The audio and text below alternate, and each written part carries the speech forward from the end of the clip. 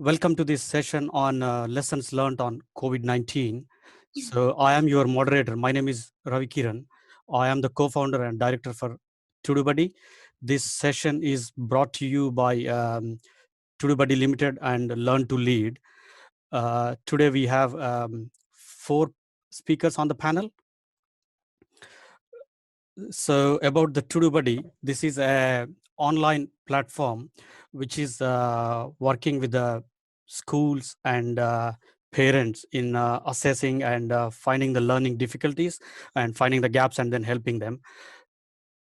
This is an AI-based platform and available from www.todobuddy.com. So TodoBuddy do conduct weekly championships to compete across the globe. It happens every Sunday evening, 7:30 p.m. India time. Of course, it reflects to all the other time zones. And TodoBuddy has presence in UAE, India, and UK. They just started stepping into Germany as well. That's about TodoBuddy. So as I said, we have panel has 4 people today. So the first speaker is Dilip Kumar, who is a principal in Meghalaya for CMCL Vidyabharati. And the next speaker we have is Hema Surupaneni, who is a principal for Epistomo Global School. She is based in Hyderabad. And third speaker we have today is Miss Gurleen Coker, who is based in Chandigarh. She is a international psychologist, and yeah, I will get into detailed description little later, just before her session. And the last speaker we have today is Harsha Afsar. She is based in Hyderabad. She is mainly coming from educational background and educational and entrepreneurship.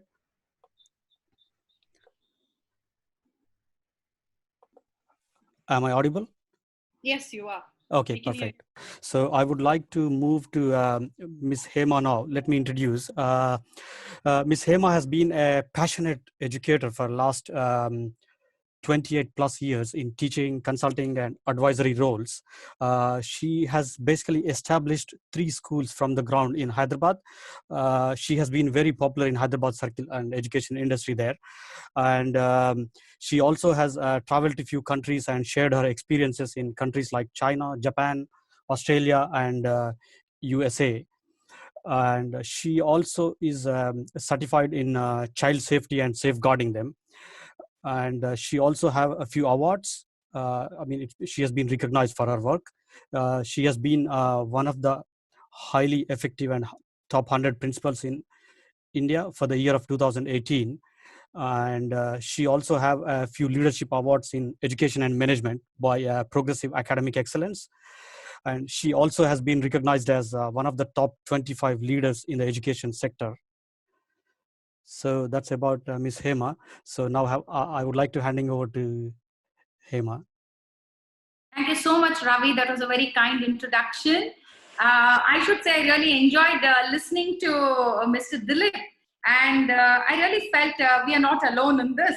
That was very comforting, I should say. Thank you so much, Dilip, for your insights. And coming to this COVID, it has really turned all our lives upside down and thrown us out of our comfort zones. In fact, when there was an announcement by the government that the schools have to shut down, and it came as a very cold shock for all of us as to how to go about with our classes, lessons, schools. And this was the question that was unanswered. And immediately there's another government directive that came saying that you have to start off your online classes.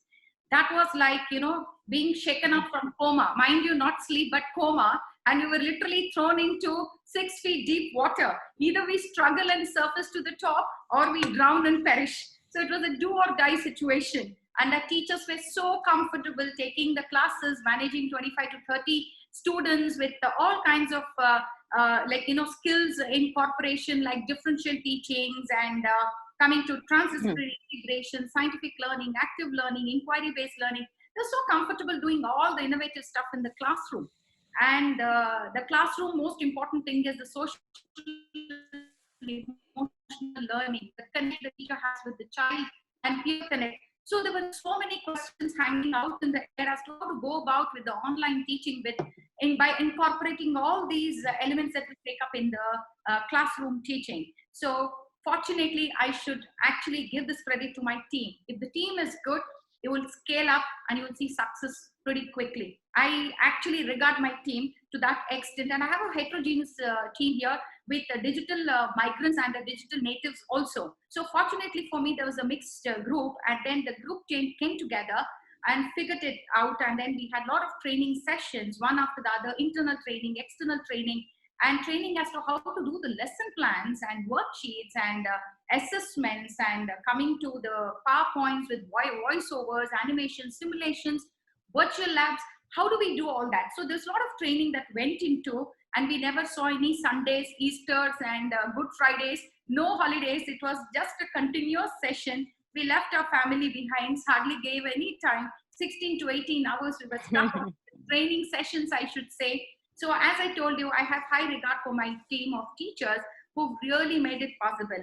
And finally, we had tried and tested various modules. So the teachers created various modules. So we had to see which module is going to work. We had to test various platforms, teaching tools, and also hanging out spaces. Finally, we narrowed down to Google Classrooms. So once the Google Classrooms were created, the teachers actually in their own subject groups were trying to test and teach each other and train each other and share their experiences, success, failures, and we were jotting down all our success and failures, so that once before we start taking it to our children, we wanted to make sure we are right on our path. And meanwhile, I was networking with principals, just not in Hyderabad, but in India and abroad. And abroad in different countries, I understood that there is a lot of flexibility in what kind of platforms or tools that you use. So that gave us the confidence, yes, we are not alone in this. Everybody is trying out different modules, and you have to pick the module that suits to your school community and your school ecosystem. So when we finalize on the modules, and we also have to see the challenges from the teacher side, parents, and the students, because we are all new in this journey. So once it was finalized, I started giving orientation sessions to the parents of every grade, and students and parents put together. So my teachers were trained, and my parents were having all the clarity, and the students. So we prepared the 3 teams of all the 4 stakeholders, and finally the teams are prepared, but the challenges were there. There were a lot of challenges. I will just come to the challenges, but I had to start the online classes. That is when I started developing cold feet. Now I'm sharing this. If some of my team members are here, my teachers are here, they will listen to me. So I also developed a lot of cold feet. I had to motivate myself, because it gives me sleepless nights whether I'm doing the right thing, because there is no precedence to what we are doing. So am I doing the right thing? Ahamsmi yodha, ahamsmi yodha. This is what I am, a warrior, I'm a fighter. I would keep motivating myself, and I set the best foot forward and moved on. And when it started, as I told you, we have challenges. The availability of the devices for the students, then the increased screening time, then parental monitoring system that has to be in place. Most of my parents are working here.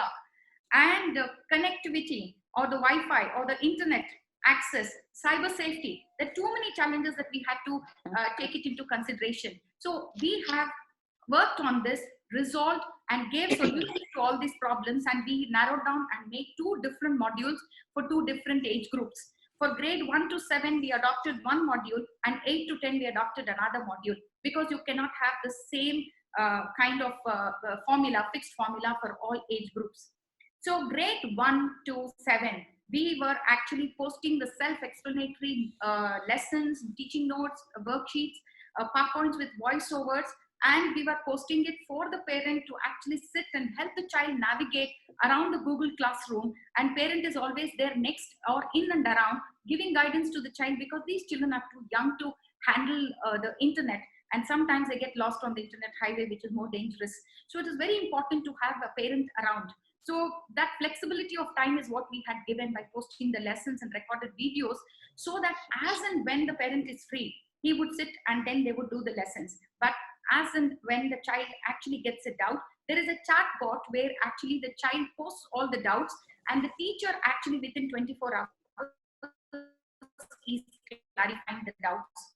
And most important thing we miss out on the physical online classes from the physical learning, and emotional component.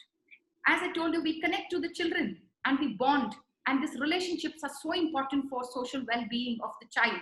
So this actually led us to have one weekend session, which is called as a bonding session or interactive session. So the parents and children would come, and the subject teachers, and I have assigned team leads in every grade. So the team lead is making sure all the problems in that particular grade is resolved as and when it shows up or pops up. So this teacher group is actually interacting with the children, and they are talking everything and anything under the sun, not necessarily academics. So this kind of comfort, oh, the children are so excited to talk to the teachers. This bonding was happening over the weekend. And teachers also understood, like, yes, this is where the child is comfortable. Okay, he has done the lesson. Now it is time to move on to the next lesson. So they also would get that clarity by this interaction. For the older children, we would directly take classes just like how we do it in the physical classroom, with activities, with virtual labs, with demonstrations, and also with active learning methods. And we record the lessons. In case the child is not able to hang on or log into, then we can send the recorded versions. So these lessons stay on a Google Classroom. And we've moved from the physical library to the digital library. And while we were doing all this, I should thank the ToDoBuddy team. They have provided the resources to keep our children engaged while we were figuring it out of how to go about. So now the first, let me tell you, I was not successful day one. We had issues, a lot of login issues with our parents. So we were resolving that continuously. Our admin team from the back end was a great support, I should say. They were taking calls, whether it is 11 o'clock in the night or early morning, 5 o'clock, they were taking calls and fixing all the issues. And this way, great day 2, day 3, day 4, slowly, I think the errors slowly came down. And my teachers' learning curve was a steep climb, I should say. They were very resilient, innovative, bringing in, they wanted to try out even 21st century skills in the online classes. And they were great at that. And during this bonding sessions, like how Mr. Dilip said, we also tried yoga sessions, fitness sessions, songs, the online music classes, and children of grade 9 and 10, they came together to do the newsletters. And they did the digital newsletters, which were very, very impressive. So the coordination with parents, teachers, students, and to make the digital classroom or digital newsletter was amazing. I think they were very successful. And there were digital expressions, presentations, online collaborations, sharing, hand-holding, supporting each other.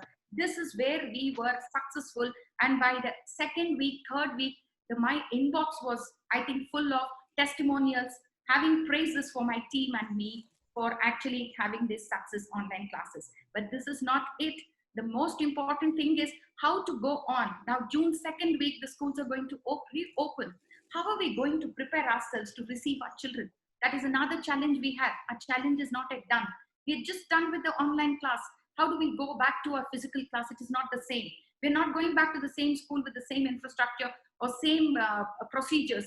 We have to start with the standard operating procedures, have systems in place. We have to redo all our procedures, and our language will change, our manners, mannerisms, attitudes, attributes, and attire, everything is going to change, including the curriculum shift. And probably we have to do away with some team activities, and we have to adopt some skill-based or the activities that involves distancing. So there's so much of restructuring, reorganizing we have to do.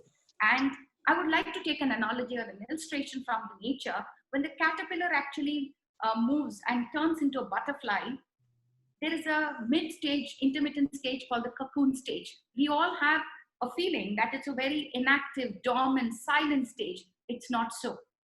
There is so much reorganization, restructuring, remodeling, remaking, and discarding of the unwanted traits and characters, and doing away without the ones which are not needed, and acquiring new characters, new features, and new traits.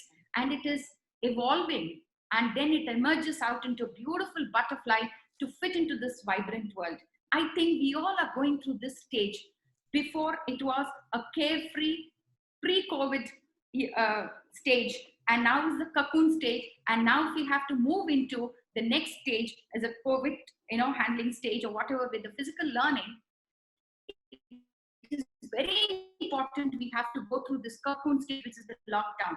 So there's a lot of pressure. We cannot take it easy. We cannot breathe easy. We have to get adapted and adjusted to these changes. Tat parivartanam bhava, which means we are changed. We need to change and we need to adapt this change. Flexibility and adaptability is the mantra, I think, of now how we have to take our children into this particular COVID or physical learning aspects. Like how Mr. Dilip just now mentioned that once the school reopens, probably we have to go by alternate days, like Monday, Wednesday, Friday. So the students, 50% of the students are present on one day and the next 50% on the other day.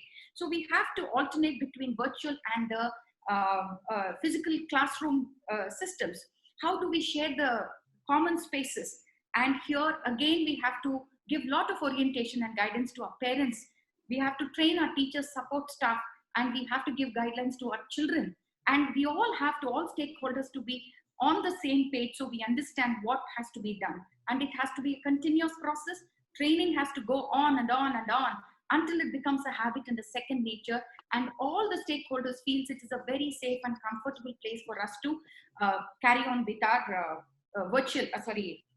physical classes or taking the physical classes. So we have to arrive at that stage, because we really, our future is very bleak and bizarre.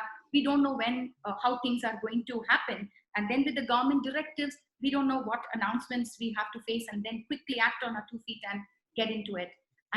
But I see a lot of positives in this situation. The parents are totally involved.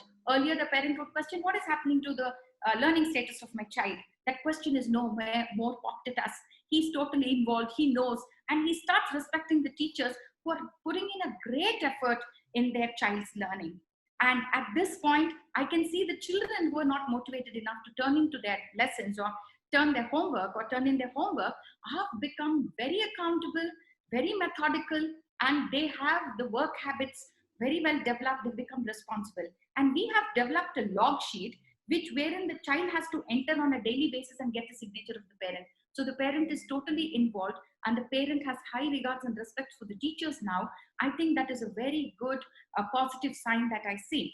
And most important, we are falling behind where it comes to assessments. In India, examination is something which we cannot do away with. And the first question that comes is, what are we doing with our examination? So I think that we have to take or depend on artificial intelligence, and the softwares are available now. We have to take this artificial intelligence in actually streamlining the lot of administrative work that teachers do. It also helps in assessment. It will help in assessing and measuring the strengths and weaknesses of the children. And next, we have children with learning difficulties and disabilities. We also need to address that through AI. And most important is, we have differently enabled children in the inclusive education part. This will give a personalized and individualized learning modules to these children. So we have to upgrade ourselves furthermore and depend on AI so that we can fill up all these gaps. I can say that this kind of COVID situation is giving the best opportunity. Life has no warranty guarantee. We have to give possibilities and opportunities for our children so that they can enjoy both the worlds, best of both the worlds, a blending of both the worlds, I should say.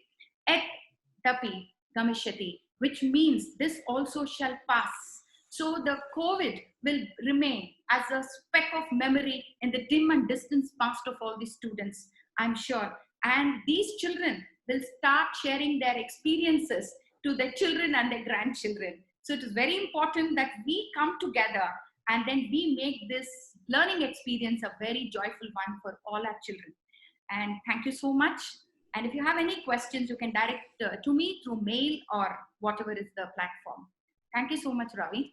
Yeah, thanks, Hema. It was definitely insightful. You have touched upon very well on the cocoon story. It's really amazing when you are really open-minded, and when someone is really want to be positive at the negative outcome. You just need to be open. So it's a good story. So there is always a light at the end of the tunnel. So I don't know when, but we are all thriving. So that I hope it helps everyone with Hema story from her school. So now, thanks a lot, Hema. Bye for now. Take care, all of you. Thank you. And Mr. Ravi, the whole To-Do Buddy team, thank you so much. Thank you so much. Hi, all speakers. I loved your talk, Mr. Dilip, Arshia, and Gurleen. Loved your insight. Thank you so much. Thanks a lot. Stay connected. Stay blessed, And everyone. Dudu buddy, keep going up with the good work. Yeah, That is sure. what I'd like to say. In times like this, we need platforms like yours. Thank you, Harsha. Thank you. Sure, we'll do our best. Yeah. Thank Thanks. you. Bye. Have a Thanks. nice evening. All the Bye-bye. best.